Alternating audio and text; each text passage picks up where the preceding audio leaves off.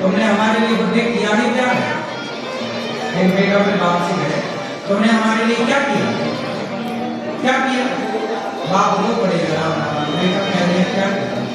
तुम क्या जानो कि बाप ने क्या किया?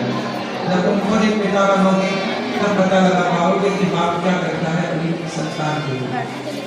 आपने बोल दिया और बिंदास आप आके सो गए रजाई ओढ़ के ठंडी और मस्त, लेकिन जिससे बोला है ना वो करवट बदलेगा, करवट बदलेगा। हाँ या ना? पति कुछ बोल देता है, पति बोल के सो जाता है, पत्नी बेचारी रात में रोती है, पत्नी ने कुछ बोल दिया, पत्नी साथ सो जाए, पति बेचारा करवट। तो ये शब्दों के तीर कहते ना, भर जाते हैं वो भाव जो बनते हैं बोली से, पर वो भाव नहीं भरते। भर जाते हैं वो भाव जो बनते हैं बोली से, भर जाते हैं वो भाव जो बनते हैं बोली से, पर वो भाव नहीं भरते जो बनते हैं कड़वी और मनसा वाचा। ये वाणी से पाप हो, इसलिए कहता हूँ शब्द संभाल के बोलिए, शब्द के हाथ से ना पाओ। एक शब्द औषधि करे, एक शब्द करे भाव। जरा बोलने के पहले अपने शब्दों को तराजू में रखकर तौला करो कि आपके शब्दों में वजन कितना है, वेग कितना है। हल्के शब्द ना बोला करो, सस्ते शब्द ना बोला करो, रुपए 2 रुपए के शब्द ना बोला करो, लाख 2 लाख के शब्द बोला करो, थोड़ा महंगे शब्द बोलो। बोलो यदि पहले तुम तौलो फिर मुख को खोला करना, पुष्प नहीं बन सकते हो तो कांटे बनकर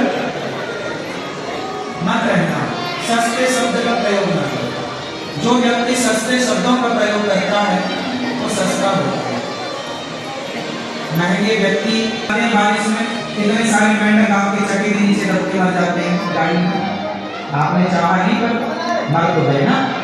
सांप को कोई मार देता है, सांप निकला मारा डंडा सांप मर गया, भाई वो जहरीला है काट दे तो नुकसान हो, लेकिन मारा तो मार तो दिए ना, हत्या तो हुई।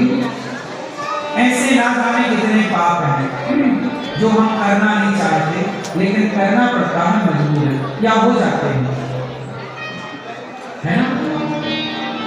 अब ये सारे पाप जो हैं क्या करें कि पापों से मुक्ति मिल जाए, इसलिए भी मन से किए गए पापों को, वाणी से किए गए पापों को, कर्म से किए गए पापों को समाप्त करना है। तो अब कान पकड़ के कहो कि अब पाप नहीं करेंगे, और भागवत सुन लो तो भागवत सुनने से सारे पापों का नाश हो जाता है। जो आप लोगों ने भागवत जी के पोथी पाठ बिठाए हैं, ये आपके जीवन में मन से वाणी से जो पाप बने वो सारे पाप भागवत सुनने के बाद समाप्त है। लेकिन शर्त है कि दोबारा जरा संभल के बोला करो, संभल के सोचा करो, संभल के काम किया करो।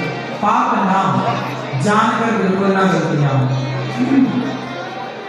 भागवत जी के पोथी पाठ भागवत सुनते रहोगे तो निश्चिंत मानो, निश्चिंत रहो कि जीवन सुखमय बीतेगा।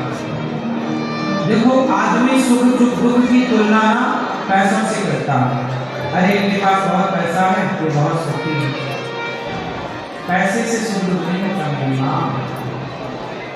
सुख दुख क्या होता है? सुख दुख की परिभाषा क्या है? सुख दुख किसे कहते हैं? आप कहते हैं वो बहुत पैसा है बहुत सुखी, बहुत कम पैसा है घास की झोपड़ी है खाने को रोटी नहीं है, आपको लगता है बड़ा दुखी है।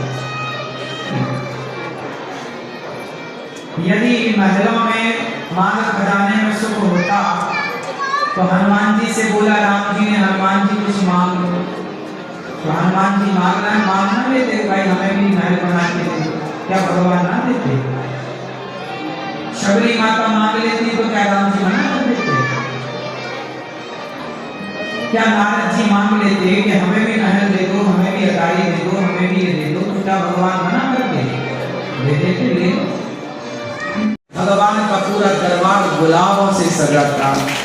एक ने उसी गुलाब को व्यापार से जोड़ दिया, होता तो व्यापार कर लेता।